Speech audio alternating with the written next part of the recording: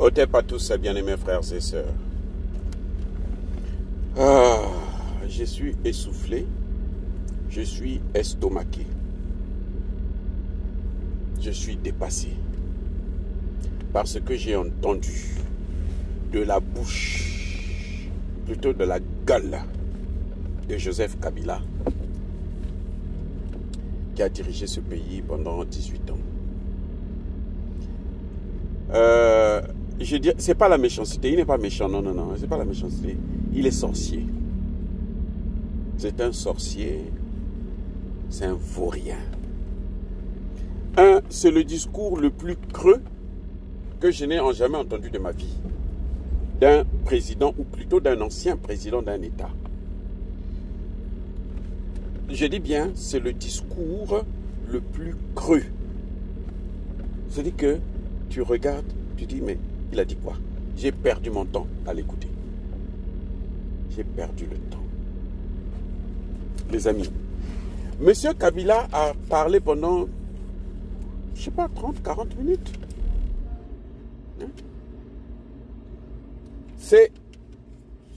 Il n'a rien dit. Kabila n'a rien dit. Vous comprenez? Il n'a rien dit. Monsieur Kabila vous dit que il y avait un accord entre lui et Tshisekedi. Donc il reprend une thèse saugrenue, tout bêtement, tout idiot, comme si c'était lui qui avait pris le pouvoir, qui a donné à Tshisekedi, c'est son pouvoir. Il a fait une faveur à Tshisekedi, lui a donné le pouvoir. Monsieur Kabila reconnaît que, en fait, il n'y a pas eu élection en 2018. Il y a eu plutôt accord. Donc c'est lui, il a pris ce qui lui appartient à lui, à sa famille, à sa mère et à son père. Et il a donné à Tshisekedi. Et Tshisekedi, on a abusé de ça. Et maintenant, il veut revenir. Quand vous écoutez ce discours, on a l'impression que c'est un opposant. C'est-à-dire que, je vous ai dit qu'il veut revenir au pouvoir. On a l'impression que c'est un opposant. C'est-à-dire que c'est l'opposition congolaise qui se révolte, qui veut chasser Tshisekedi du pouvoir. Moi, je pensais que Joseph Kabila allait nous parler de la situation, l'agression rwandaise. Non, lui parle de crise, de conflit entre les enfants congolais. Il faut que les Congolais se retrouvent. Pour Kabila, les Rwandais sont des Congolais. Voilà, en fait, il faut résumer ça comme ça. Pour Joseph Kabila, les Rwandais ne sont pas Rwandais, ce sont des Congolais. Mais si c'est ça, si les Rwandais veulent être des Congolais, mais ils n'ont qu'à faire du Congo, mais la 4e province, du Rwanda plutôt la 4e province, la 27e province du Congo, ce serait plus simple. On peut faire du Rwanda une province. C'est parce qu'il n'y a pas d'armée au Congo. Et d'ailleurs, monsieur Kabila vous fait savoir que lui, il a formé une armée professionnelle. Qu'est-ce qu'il entend par armée professionnelle? I don't know. À vous de me dire. Oh. Une armée de traîtres où 9 généraux sur 10 trahissent la nation. Systématiquement. Lui, il critique la police, il critique les Wazalendo. Il dit que Tshisekedi ne mène pas le combat contre... Tshisekedi utilise les FDLR, les Hutus rwandais.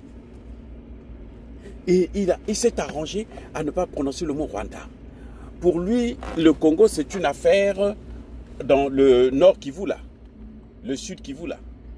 Ce sont des Congolais qui ont occupé le Kivu et qui font venir, donc, ce sont eux qui font venir les Rwandais. Vous savez, j'ai dit, ça c'est la sorcellerie de haut niveau. Les amis, c'est la sorcellerie. C'est incroyable.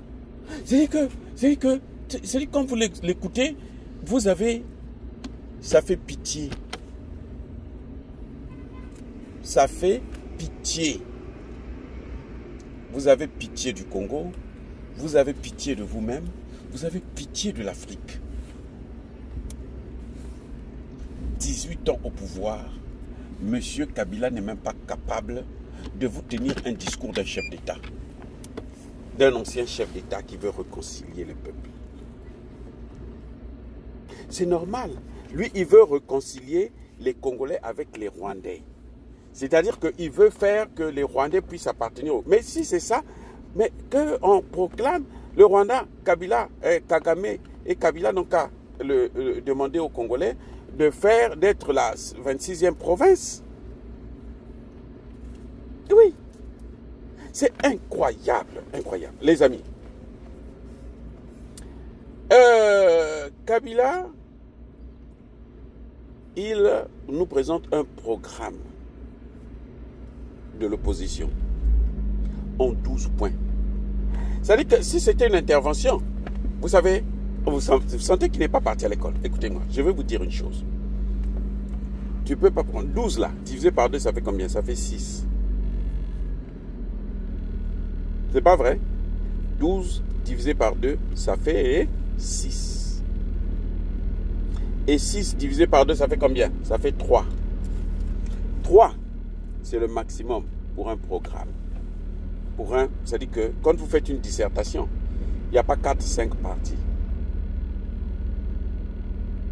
Il y a 2 ou il y a 3 parties.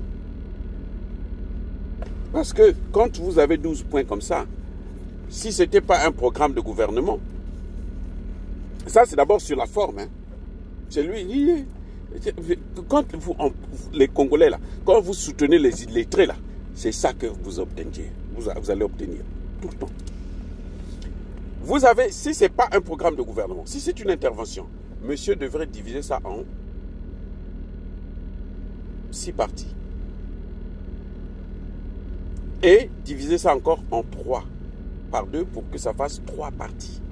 Donc dans les 3 parties, vous avez des sous-parties où il met maintenant les points. Donc déjà là, sur la forme là, vous sentez que c'est un illettré, c'est un idiot. Vous voyez, on est obligé d'aller jusqu'à ce niveau-là parce qu'il ne veut pas se faire respecter. Il a déjà massacré trop de gens, ça suffit. Maintenant, sur le contenu, écoutez, il vous dit la fin de la dictature. Monsieur Kabila appelle à la fin de la dictature. Là, on rentre dans le fond. Oh! Donc, il sait que il n'y a pas eu élection en 2018. Ça veut dire que lui-même, il était un dictateur. C'est pour ça qu'il dit que moi, j'ai pris le pouvoir, j'ai pris mon pouvoir, ma chose, j'ai donné à Tshisekedi. Oui. Il vous dit, il faut arrêter la guerre. Quelle guerre? Il n'y a pas de guerre au Congo puisqu'il y a une crise. Il y a une crise entre les Congolais à Goma.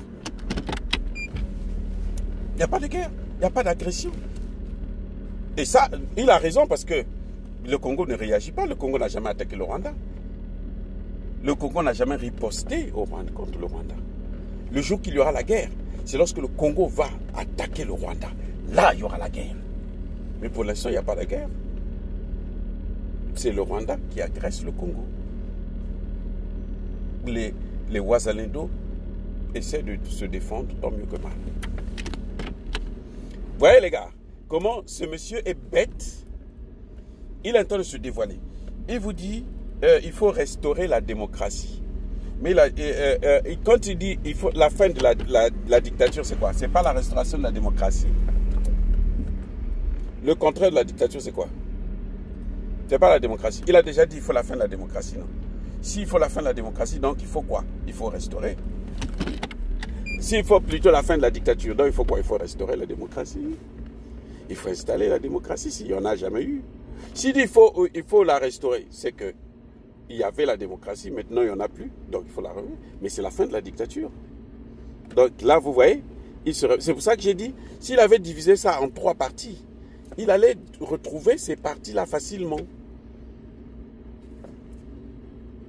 Voilà. Il vous dit, il faut réconcilier les Congolais. Ça veut dire que pour lui, à l'Est, comme je le disais tantôt, il n'y a pas un problème. Il n'y a pas d'agression. Mais plus loin, avant ça, il avait dit que mais le Congo est maintenant un pays pauvre, très endetté, selon le Conseil de sécurité de l'ONU. Mais il ne dit pas que le Conseil de sécurité de l'ONU a reconnu qu'il y a au moins 4000 Rwandais, soldats rwandais au Congo. 4000. Donc, il dit qu'il faut réconcilier les Congolais, il faut relancer le développement.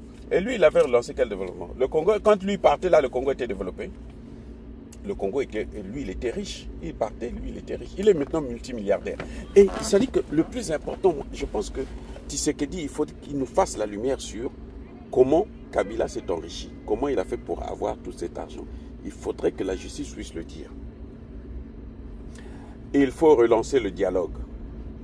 Quel dialogue? Sun City parle de Sun City. Quel dialogue? Le dialogue avec les Rwandais. Vous allez dialoguer avec vos tueurs. Les tueurs, là, il faut les sortir du Rwanda, du Congo. Qu'ils repartent au Rwanda. Oui, rétablir la crédibilité du pays, neutraliser tous les groupes armés nationaux et étrangers. Lesquels? Et que fait-il de l'armée rwandaise? Que fait-il de l'armée ougandaise? Bah, Ouvira, là, c'est l'Ouganda qui attaque tous les jours. Ils attaquent le Congo tous les jours. À Ouvira. Mettre fin à l'utilisation des mercenaires. Mais les mercenaires, là, ce sont des Français, non?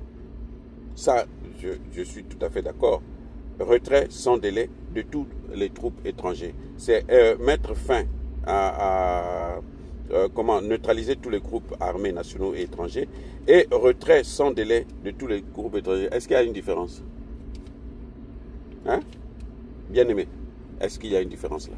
Vous voyez, ça dit que c'est un discours d'une nullité. Parce que ça, c'est la conclusion à ce que je venais de vous laisser. 12 points là, c'est la conclusion. Déjà, elle est trop longue pour une conclusion. Donc, quand vous faites une dissertation, si vous faites un travail comme ça là, je vais vous dire une chose.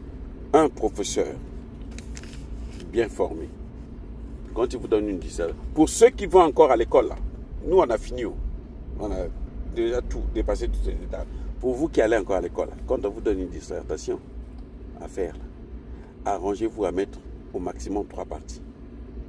Si vous voulez à l'intérieur des parties, vous faites des sous-parties, vous faites des. C'est pour ça qu'on met grand 1, petit 1, grand A, petit A, ainsi de suite. C'est comme ça. Mais comme il a fait là, vous alignez toutes ces machins, ça là, c'est pas normal. Et surtout pour une conclusion, ça c'est. C'est-à-dire que quand un correcteur vous lit, il lit l'introduction, il n'y en a pas d'ailleurs, il lit la conclusion, il n'a pas besoin de lire le développement. Et vous donne déjà une mauvaise note. Comme ça là. Ça c'est académique. J'ai dit, hein, ça c'est académique. Mais il y a plus grave. Il y a un point là que j'ai trouvé que là, Kabila a exagéré. Kabila a exagéré. Ah oui, il dit qu'il y a la corruption. Oh, mais très bien, la corruption là. Moi, je suis Tshisekedi, je vais chercher à savoir où est-ce que lui, il a eu l'argent. Il dit qu'il n'y a pas la justice. Il faut restaurer la justice. Mais les amis, ce qui est en train de se passer là, c'est passé par le Sénat. Mais qui a adopté cette constitution? Mais c'est lui. C'est cette constitution. Ça dit que la procédure que vous voyez là, les amis, il n'y a rien de faux. Il n'a pas rendu. Lui qui respecte la justice, il aurait dû respecter les sénateurs qui l'ont convoqué. Il aurait dû. Donc il est au-dessus du Sénat, au-dessus de la loi. J'espère que Tshisekedi ne va pas le rater. Parce que, vous voyez comment lui il ne rate pas Tshisekedi. Hein? Tout le discours qu'il y a là, il n'a fait que dénigrer Tshisekedi. C'est tout. Et Tshisekedi va dire non, il faut prier, il faut laisser. Non, il faut réagir. Il faut qu'on nous prouve comment lui, il a pu s'enrichir. Avoir 4 banques, avoir 30 ports, avoir 30 fermes, ainsi de suite. autant de plusieurs supermarchés, ainsi de suite. Il faut qu'on sache. C'est ça la lutte contre la corruption. Eh oui, c'est ça la lutte contre la corruption. Il faut. Il parle de l'avenir de la jeunesse. Ah, il parle de... Vous savez quoi? Il vous parle du banditisme urbain, des Koulouna. Pour lui, c'était une bonne chose, les Koulouna. Mais qui a amené les Koulouna? C'est pas Tshisekedi. C'est lui qui a laissé les Koulouna. Et le phénomène des Koulouna, ça vient du Rwanda. Quand vous avez entendu le génocide rwandais, là, c'est comme ça, comme les Koulouna opèrent. C'est exactement la même chose. Les Koulouna, c'est un phénomène qui vient du Rwanda. Et ça a traversé le fleuve Congo pour aller au Congo-Brazzaville. Les Koulouna. Au Congo-Brazzaville, on appelle ça bébé noir. C'est la même chose. Oui. Donc, monsieur,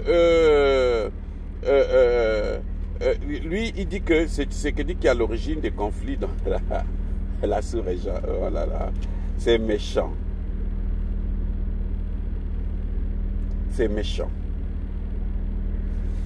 Ah, il y a un élément que j'allais oublier. Kabila demande à ce que Tshisekedi libère le ciel. C'est-à-dire qu'il ouvre le ciel pour Air Rwandair. Pour que Rwanda puisse encore faire de l'argent sur le dos des Congolais qu'il est en train de tuer. Kabila demande à ce que Tshisekedi puisse envoyer de l'argent à Goma pour payer les fonctionnaires de Kabila et de Kagame. Les Rwandais qui occupent Goma. Il faut leur envoyer de l'argent pour qu'ils puissent vivre bien. Parce que cette partie-là, les gens souffrent. Or, dans les autres parties, les gens ne souffrent pas. Lui, la souffrance de Goma, c'est le fait qu'il n'y a pas l'argent, les liquidités qui doivent venir de Kinshasa. Mais ce n'est pas le fait que les Rwandais sont là, ont occupé le Goma. Kabila ne comprend pas. Mais c'est l'idiotie. Mais vous voyez, l'idiotie, c'est pas bien. Être idiot, c'est pas bien. Il ne comprend pas que le problème de Goma, c'est parce qu'il y a les Rwandais. S'il n'y avait pas les Rwandais, il n'y aurait pas de problème à Goma. Est-ce que vous avez compris? S'il n'y avait pas de Rwandais, il n'y aurait pas de problème à Goma. S'il y a des problèmes à Goma, c'est parce qu'il y a les Rwandais qui ont occupé Goma. C'est pour ça qu'il n'y a plus de liquidités. Parce que donner des liquidités, envoyer des liquidités à Goma, c'est permettre à ce que le gouvernement que Kabila et Kagame ont mis en place à Goma puisse avoir de l'argent. C'est-à-dire que vous tuez un peuple et vous demandez au gouvernement de ce peuple-là de payer, de vous donner, c'est la cerise sur le gâteau, de vous honorer parce que vous avez massacré le peuple de Goma. C'est dommage. C'est dommage qu'il n'a donné aucune explication sur la situation pour laquelle il a été convoqué. Aucune explication. Ça, c'est ce qu'on appelle le banditisme d'État. Fin de citation.